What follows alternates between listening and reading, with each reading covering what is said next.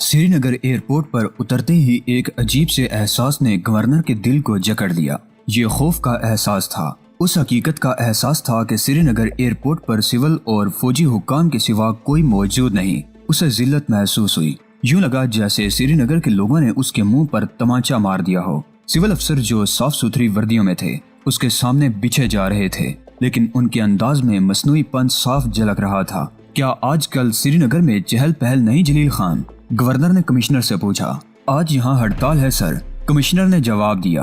क्यों? बज़ाहिर कोई वजह समझ में नहीं आती। बागी तंजीमें जब चाहती हैं हड़ताल करा देती हैं। कमिश्नर ये बताने से हिचकिचा रहा था कि हड़ताल की वजह गुज़श्ता 2 दिनों में होने वाली गिरफ्तारियां हैं। गवर्नर, कमिश्नर, डायरेक्टर पुलिस, फौजी हुक्काम और चंद सियासी लीडर लाउंज में कुछ देर गुफ्तगू करते रहे। उसके बाद गवर्नर इंतहाई जबरदस्त पहरे में राजबूंद के लिए रवाना हुआ तो दूर दूर तक फौज गश्त कर रही थी, पर सन्नाटा था। कहीं कहीं दुकानें खुली हुई थी और उन पर लोग जमा थे। एयरपोर्ट पर गवर्नर से कहा गया था कि उसकी ख्वाहिश के मुताबिक रास्ते में चंद मकामात पर काफिला रुकेगा और वो प्रोग्राम के मुताबिक राह चलते लोगों से मिल सकेगा। इस मकसद के लिए टीवी की टीम और राह चलते लोग पहले ही उन चंद मकामात पर मौजूद थे। गवर्नर की चहलकदमी के लिए SMS अस्पताल के करीब खुसूसी इंतजामात किए गए थे।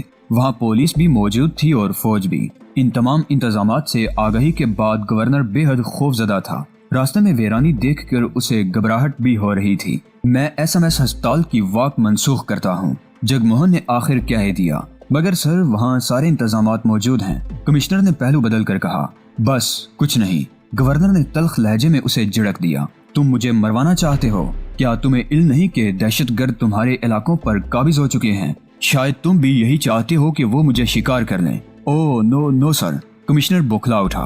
तुम सब मेरे खिलाफ हो। जगमोहन का ब्लड प्रेशर हाई होने लगा। नेशनल कॉन्फ्रेंस और जनता दल सब ने मेरे तकरीर की मुखालिफत की है। कांग्रेसी मेरे पीछे पड़े हैं और तुम मुझे खुली सड़क पर चहलकदमी का मशवरा दे रहे हो। सॉरी सर, आपको वाकई फिल वक्त ऐसा कोई प्रोग्राम नहीं बनाना चाहिए था। CRP के इंस्पेक्टर जोगिंदर सिंह ने बात टालने की कोशिश की। गवर्नर के मशीर वैद मोहरा ने माजरत खाहाना अंदाज में कमिश्नर की तरफ देखा और फिर सर झुका लिया। राजभवन में भी सन्नाटा था, वीरानी थी। उसके दरो दीवार से गवर्नर को खौफ महसूस होने लगा था।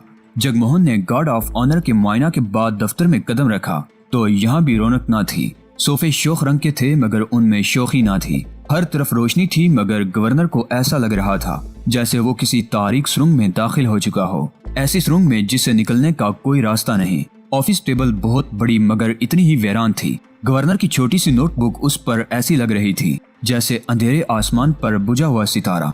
जगमोहन उस कुर्सी की तरफ बढ़ गया जिसे वो पहले भी इस्तेमाल करता रहा था। ये कुर्सी पहले बहुत मजबूत लगती थी, लेकिन आज न जाने क्यों गवर्नर को ये एहसास हो रहा था कि उसकी लकड़ी दीमक ज़दा हो चुकी है। उसमें पहली जैसी गर्मजोशी नहीं थी। टेबल लैंप के बल्ब की रोशनी अचानक ही कम होने लगी। क्या इत्तला है कुरैशी? गवर्नर ने बेमहर और कमजोर कुर्सी पर बैठते हुए अपने मशीर जमील कुरैशी से पूछा। शरपसंदों की तरफ से बार बार ये ऐलान हो रहा है कि अवाम मसाजिद में जमा हों। जमील कुरैशी ने जवाब दिया।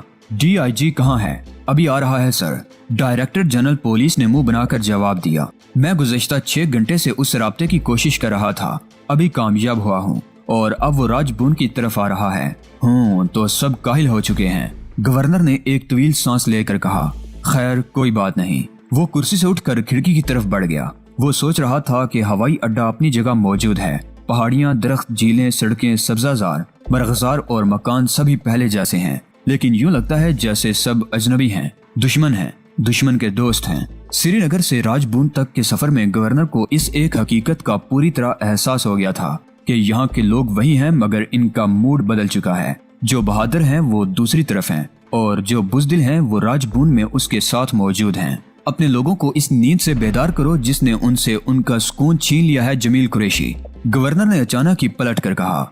हमें अब पूरी कुव्वत इस्तेमाल करनी होगी। हम कश्मीर को यूं पाकिस्तान की गोद में जाने नहीं देंगे। सुनो सुनो, जगमोहन ने दोनों हाथ उठा दिए। उसके चेहरे पर वहशत बरस रही थी। सुनो सुनो कि अगर हमारे मोर्चे शिकस्ता हैं तो उन्हें मजबूत बनाना होगा, जंग लड़नी होगी। श्रीनगर, सोपोर, बारामूला, अनंतनाग, हर जगह, हर मकाम पर, हर रास्ते पर सरकारी कुव्वत का मुजाहिरा करना पड़ेगा। हम श्रीनगर पर भारत के मुखालिफिन का कब्जा नहीं होने देंगे। हिंदू पंडित खौफजदा हैं कुरैशी, हम इन्हें तुम्हारे हम मजहबों के रहमो करम पर नहीं छोड़ सकते। सर, जमील कुरैशी ने कुछ कहना चाहा। Lieutenant general M.A. ज़की को तलब किया जाए। जगमोहन ने इस तरह जजरी ली जैसे अभी गहरी नींद से बेदार हुआ हो। उसे बुलाओ, अब उसकी बंदूक के इस्तेमाल का वक्त आ चुका है। लेफ्टिनेंट जनरल ज़की मौसम सरमा की बारी भरकम वर्दी में मलफूफ गवर्नर जगमोहन के कमरे में दाखिल हुआ तो उसके चेहरे पर एक अजीब सी बल्कि पुरस्कार मुस्कुराहट नाच रही थी। Welcome Zaki my friend. Jagmohan ने आगे बढ़कर उसके दोनों हाथ अपने हाथों में ले लिए। वेद मेहरा की भी आंखें चमकने लगी। गवर्नर ने अपने इस मशीरे खास के सिवा बाकी तमाम अफराद को कमरे से चले जाने की हिदायत करते हुए ज़की को इशारे से सोफे पर बैठने के लिए कहा। गवर्नर साहब का ख्याल है कि कश्मीर की सूरत हाल पर किसी किस्म के तबादला ख्याल की गुंजाइश नहीं। हम सभी हालात से बखूबी वाकिफ हैं जनरल साहब। वैद मेहरा ने ठहर ठहर कर अल्फाज अदा किए। ये उसकी पुरानी आदत थी। वो आम लोगों में बहुत तेज बोलता था, जबकि खास लोगों के सामने एक एक लफ्ज नाप तोल कर अदा करने के फन का माहिर था। और मैं ये भी जानता हूँ कि हमें फौरी तौर पर कार्रवाई करनी होगी ज़की। जगमोहन ने कहा। फौरी तौर पर? तुम समझे कि मैं क्या कहना चाहता हूँ? Yes sir. जनरल ज़की ने इस बात में सर को भी जुम्बश दी। आप तखरीबकारों और दहशत गर्दों के खिलाफ सरहद से कार्रवाई चाहते हैं। इस वक्त सूरत हाल क्या है? जगमोहन ने मेहरा की तरफ देख कर पूछा। वादी में कर्फ्यू है, लेकिन महज नाम का। इसकी जगह जगह खिलाफ वर्जी हो रही है। हर गली मोहल्ले में लोगों के हुजूम हैं। वो जुनूनी हो गए हैं। पागलपन उरूज पर है। सरकारी इमारतें जलाई जा रही हैं। नारीपुरा में SIDC के दफातर पर मुश्तमिल पूरी इमारत को दिया सलाई दिखा दी गई है। वुमन पॉलिटेक्निक में मौजूद पुलिस फोर्स पर हमला हुआ है। सफा कदल में सरकार नाम की कोई चीज नहीं। वहाँ दहशत गर्दों का कंट्रोल है। मैजूर ब्रिज को आग लगा दी गई है। वेद मेहरा ने हाथ मलते हुए जवाब दिया। इसके जवाब में सिक्योरिटी फोर्सेस क्या कर रही हैं जनरल? गवर्नर ने पहलू बदल कर पूछा। ताज़ा तरीन रिपोर्ट ये है कि सिक्योरिटी फोर्सेस ने हलवाल, तुलसी बाग, गवा कदल, लाल बाजार, सफा कदल वगैरह में फायरिंग की है। अब तक 12 अफराद हलाक हो चुके हैं। और तुम जानते हो कि दहशत गर्द इन अमवात को कितना उछालेंगे? जगमोहन की आंखों में गुस्सा साफ नजर आ रहा था। उनके अखबार, रिसाले और प्रेस कैसा प्रोपेगेंडा करेंगे? हाँ, इंसानी जानों के जाया होने पर मुझे भी तासुफ होता है, लेकिन मैं ये हरगिज बर्दाश्त नहीं करूंगा कि मुट्ठी भर शरपसंदों को महज इसलिए हलाक ना किया जाए कि कश्मीर में अवामी रद्द-ए-अमल होगा। नहीं ज़की, मैं रद्द-ए-अमल से नहीं डरता। वैसे भी कश्मीर के हालात में शायराना इंसाफ के इस्तिलाह पर अमल नहीं हो सकता सर। वेद मेहरा ने सर हिलाते हुए कहा। यहाँ हमें इस उसूल पर यकीन रखना होगा कि गेहूं के साथ गिन भी पिस सकते हैं, और हमने गिन्नों को बचाने का ठेका नहीं ले रखा है। तुम ठीक कहते हो वेद। गवर्नर बोला। बोलो ज़की, तुम तैयार हो? मुख्तसर तरीन नोटिस पर भी मैं तैयार मिलूंगा सर। जनरल ने जवाब दिया। अगर मैं ये मुतालबा करूं कि तुम महज चंद मिनटों में अपनी कार्रवाई शुरू कर दो, तब मुझे इसी कमरे से सिर्फ एक टेलीफोन करना होगा जनाब। Good, very good. जगमोहन सोफे से उठ गया। उस वक्त उसके चेहरे पर वहशियाना चमक थी। मुझे तुम जैसे साथियों की जरूरत है ज़की, बिल्कुल तुम जैसे मशीरों की, जो हर वक्त तैयार हों। बोलो, क्या भारत को बचाने के लिए तुम और तुम्हारे जवान आग और खून की होली खेलने के लिए तैयार हैं? Yes sir. Lieutenant general Zaki भी अटेंशन खड़ा हो गया।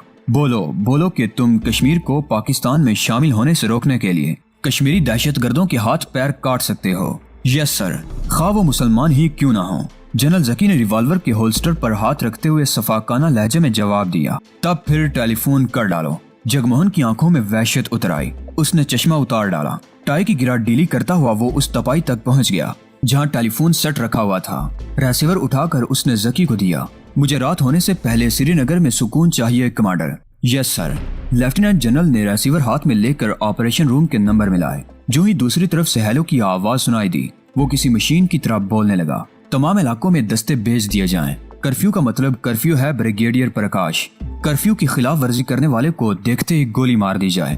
फिल वक्त कोई भी इन पाबंदियों से मुस्तस्ना नहीं होगा। मुश्तबा थानों पर भी छापे मारे जाएं।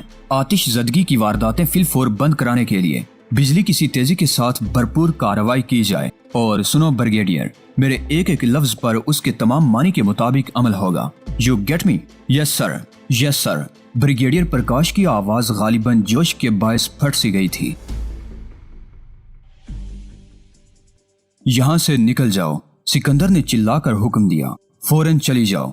मगर कहाँ? जूबी ने भी चिल्लाकर ही पूछा था। कहीं भी। सिकंदर तेजी से कागजात और फाइलें जलाने लगा। मैं हरगिज नहीं जाऊंगी, जूबी हट दर्मी से बोली, तुम्हें छोड़कर। जूबी प्लीज। सिकंदर कागजात के एक पलंदे को आग लगाते हुए बोला। तहरीक और जिहाद दोनों के लिए हम सब का यहाँ से निकल जाना जरूरी है। तुम डल गेट वाले सेंटर पर पहुंचो। मैं मौका मिलते ही वहीं राब्ता करूंगा। कुछ नहीं जूबी जान, प्लीज देखो सब चले गए हैं। ये मेरी ख्वाहिश नहीं, सुप्रीम काउंसिल का हुक्म है कि ये इमारत निस्फ घंटे के अंदर अंदर छोड़ दी जाए। ठीक है, मैं जा रही हूँ। जूबी की आंखों में आंसू आ गए। और तुम? मैं इस काम से फारिग होते ही निकल भागूंगा। सिकंदर ने हौसला बढ़ाने के लिए जूबी की तरफ मुस्कुरा कर देखा। अल्लाह हाफिज। जूबी सर झुकाकर निकल गई। अहाते के बाहर रिक्शा खड़ा हुआ मिला। उसका इंतजाम आसिम पहले ही कर गया था। रिक्शा उसके बैठते ही दौड़ने लगा। कहाँ तक बहन? ड्राइवर ने पूछा। उसकी आवाज बारीक थी मगर लहजा बेहद नरम था। डल गेट। बहुत बेहतर। आप सुकून से बैठे, मुझे वहाँ के सेंटर का पता है। वैसे साहिब कब निकलेंगे? अब वक्त कम रह गया है। उनके लिए दुआ करो भैया, सबके लिए दुआ करो। जूबी का दिल फिर भर आया। एन उसी वक्त फौज के 4 ट्रक जिनकी क़यादत एक जीप कर रही थी इलाके में दाखिल हुए। रिक्शा वाले ने अपनी रिक्शा पतली गली में मोड़ ली। जूबी का दिल बहुत जोर जोर से धड़कने लगा। टीपू ने असलिया की पेटी बहुत फुर्ती से उठाकर मारुति में रखी और फिर ड्राइवर सीट पर बैठकर गाड़ी बहुत तेज रफ्तारी से उठाई। उसका रुख भी डल की तरफ था। सिकंदर ने दो टोक अंदाज में कहा था कि सब रूपोश हो जाएं। सियासी शोबे के सरबराह ने इसके सिवा कुछ नहीं कहा था। बात बहुत वाज़ेह थी। टीपू पल भर में समझ गया था कि ये हुक्म मुश्तरका कमान कौंसिल की तरफ से आया होगा। उसने रेसीवर रखने के बाद सिर्फ 3 जगह फोन किए थे और अब डल के महफूज मकान की तरफ जा रहा था। यासिर ने भी कमल का फोन मिलने के बाद इसी तरह फुर्ती दिखाई थी। वो पहले ही नवा कदल के सेफ हाउस में था, लेकिन कमल की जुबान ने सिकंदर का ये हुक्म सुनने के बाद फौरी कार्रवाई की थी, जो जहां है वहां से हट जाए। इशफाक मुजीद वानी को ये इत्तला मिल चुकी थी कि फौजी हेडक्वार्टर्स में सैकड़ों ट्रकों, जीपों और गाड़ियों के इंजन जाग उठे हैं। उसने वक्त जाया किए बगैर तमाम कमांडरों को इसकी इत्तला दी और फिर खुद पुराने शहर की तंग गलियों में गुम हो गया। उसे बखूबी इल्म था कि ऐसे हालात में सबसे बेहतरीन और महफूज जगह कौन सी है। बहुत कम लोगों को इल्म था कि वानी ने राजबाग के इंटेरोगेशन सेल से मुल्हिक एक मकान में पनाह गाह बना रखी है। सिकंदर, अशफाक वानी, आसिम, टीपू, यासिर और दूसरे कमांडरों की हिदायत पर इस तेज रफ्तारी से अमल हुआ कि जल्द ही सारे परिंदे घोंसलों से उड़ गए। ये वो वक्त था जब मुख्तलिफ मसाजिद में उलमा और आइमा जिहाद की कामयाबी के लिए दुआएं मांग रहे थे। यही वो वक्त था जब शैला और कंवल डल गेट के सेफ हाउस में जूबी का शिद्दत से इंतजार कर रही थी। और यही वो वक्त था जब जनरल जकी ऑपरेशन रूम में एक्शन के अहकाम जारी कर रहा था। हर तरफ सन्नाटा है। जगमोहन ने रेसीवर रखकर अपने आप से कहा। भरा हुआ गिलास उसके सामने रखा हुआ था। हीटर की तपश उसे महसूस हो रही थी, मगर इससे ज्यादा तपश ये जानकर महसूस हुई थी कि फौज ने अपने मुतबादिल प्लान के तहत बाज इलाकों में छापे मारे हैं और वहाँ ऐसे हिंदू नौजवान भी गिरफ्तार हुए हैं जो कश्मीरी हुर्रियत पसंदों की आनत करते रहते हैं। ये वाक़या हिबा कदल का था। यहाँ कार्रवाई 19 जनवरी की शब ही शुरू हो गई थी और सुबह होते होते वहाँ से 400 नौजवान गिरफ्तार कर लिए गए थे। उनमें कई हिंदू भी थे। उन नौजवानों को घरों से घसीट कर निकाला गया था। सड़कों और गलियों पर उन पर तशद्दुद किया गया था और फिर ट्रकों में डालकर नामालूम मकाम की तरफ ले जाया गया था। इस कार्रवाई की मकामी सिविल इंतजामिया हत्ता के कमिश्नर को भी पेशगी इत्तला नहीं दी गई थी। कमिश्नर को इसका इल्म हुआ तो उसने पुलिस से पूछगछ की। उसे जवाब मिला कि हिबा कदल पर दावा बोलने वाले दस्तों में पुलिस शामिल न थी। ये इत्तला बहुत तेजी से फैली कि हिबा कदल समेत दर्जनों मकामात पर आर्मी क्रैकडाउन शुरू हो गया है। सैकड़ों अफराद गिरफ्तार कर लिए गए हैं और ये कि फौज गिरफ्तार नौजवानों को नामालूम मकामात पर ले जाकर बेतहाशा तशद्दुद कर रही है। कर्फ्यू के बावजूद वसीले, जोशीले, गैरतमंद और हुर्रियत पसंद कश्मीरी घरों से निकलने लगे। उनके चेहरों पर गम गुस्सा था। उनकी मुट्ठियां बिंची हुई थी और उनके नारों से जमीन लर्ज रही थी। भारतीय साम्राज्य को एक धक्का और दो। अब सब की एक ही बात, अल जिहाद, आजादी या मौत। दूर हटो भारत वालों, कश्मीर बनेगा पाकिस्तान। नाराजन हुजूम डिविजनल कमिश्नर के ऑफिस पर जमा होने लगा। अभी लोग बिल्डिंग के इर्द गिर्द जमा हो ही रहे थे कि उन पर आंसू गैस की बारिश शुरू कर दी गई। बेशुमार अफराद धुएं में गिर गए। उनमें बूढ़े भी थे और बच्चे भी। ऐसी औरतें भी थीं जिनके जिगर गोशों को गिरफ्तार किया जा चुका था। वो दुहाई देने आई थी। अपने प्यारों की रिहाई के लिए चादर फैला कर इल्तिजाएं कर रही थी कि उन पर आंसू गैस की बारिश शुरू कर दी गई। आंसू गैस से मुतासिर होने वाले अफराद इधर उधर गिरने लगे। वो जो दूर थे मुंतशिर होने लगे। अभी पुलिस गैस से मुतासर अफराद को पकड़ने के लिए आगे बढ़ने की मंसूबाबंदी कर रही थी कि 3-4 पिकअप्स नमूदार हुई। उन पर एम्बुलेंस लिखा हुआ था। उन गाड़ियों से कई नौजवान कूदकर बेहोश, नीम बेहोश और नीम जान लोगों को गाड़ियों में डालने लगे। रहने दो, कमिश्नर ने उस डीएसपी से कहा जो गैस से मुतासरा अफराद की गिरफ्तारी का हुक्म देने वाला था। जाने दो यार, अगर गिरफ्तारियां इतनी ही जरूरी हैं तो अस्पताल से उठा लेना। सुनो जगमोहन जी, میری بات دھیان سے سنو۔ گورنر سے ملنے کے لیے آنے والا کشمیری پنڈت غالباً بہت با اثر تھا۔ اسی باعث اتنے کشیدہ ماحول کے باوجود گورنر نے اس سے ملنے سے انکار نہیں کیا تھا۔ اب تم گورنر ہو، تمہیں سب کی بات سننی چاہیے۔ میں مسلمان نہیں پر ان کا دشمن بھی نہیں ہوں۔ دشمن تو میں کسی کا نہیں، اسی لیے بے لاگ بات کہہ ڈالتا ہوں۔ تم سے تو کئی رشتے ہیں، دھرم کا رشتہ الگ ہے اور پریوار کا الگ۔ منہ پھٹ ہوں اور اس لیے یہ کہنے چلا آیا ہوں کہ کشمیر کی سفید برف کو سرخ مت ہونے دو۔ یہ برف ایک بار سرخ ہو گئی تو پھر کوئی طاقت بھارت کا ترنگا یہاں بلند نہیں کرا سکے گی۔ سمجھتے ہو میری بات کو؟ سمجھتا ہوں بھائی جی، خوب سمجھتا ہوں۔ جگموہن پیر پٹک کر بولا، مجھے پہلے ہی رپورٹ مل گئی تھی کہ تم کشمیریوں کے بڑے ہمدرد ہو۔ اس وقت کہاں گئی تھی تمہاری ہمدردی جب مجھے جموں میں یہ اطلاعات مل رہی تھی کہ سری نگر میں کشمیری پنڈتوں کے پریوار خطرے میں ہیں؟ مجھے حلف اٹھانے والے دن رات بھر ٹیلی فون آتے رہے کہ سری نگر سے پنڈتوں کو نکالنے کے لیے جہاز بھیجو، وادی سے نکال لو انہیں۔ بولو بھائی جی، وہ ٹیلی فون غلط تھے، سارے کے سارے غلط۔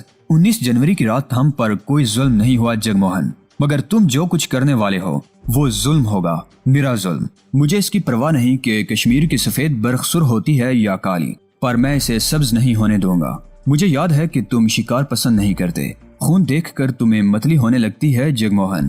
ہاں، لیکن باغی کشمیریوں کا بہتا ہوا خون دیکھ کر مجھے لطف آئے گا بھائی جی، گورنر نے شفاقانہ لہجے میں جواب دیا۔ میں ہر قیمت پر وادی میں امن چاہتا ہوں۔ زیادہ بڑے نقصان سے بچنے کے لیے چھوٹے نقصان کی فکر کرنا میری عادت نہیں رہی۔ مجھے ڈل لوڈر ناگن جھیل کو بچانا ہے، کشمیر کے پہاڑ بچانے ہیں جن پر جگہ جگہ اللہ اکبر اور جہاد لکھا ہوا ہے۔ میں نے ذکی سے کہہ دیا ہے کہ طویل سفر کے بعد میں بہت تھک چکا ہوں، گہری نیند سونے کی خواہش ہے میری، لیکن میں بستر پر اسی وقت لیٹوں گا جب وہ فون پر یہ اطلاع دے گا کہ ہر طرف کرفیو کی پابندی ہو رہی ہے۔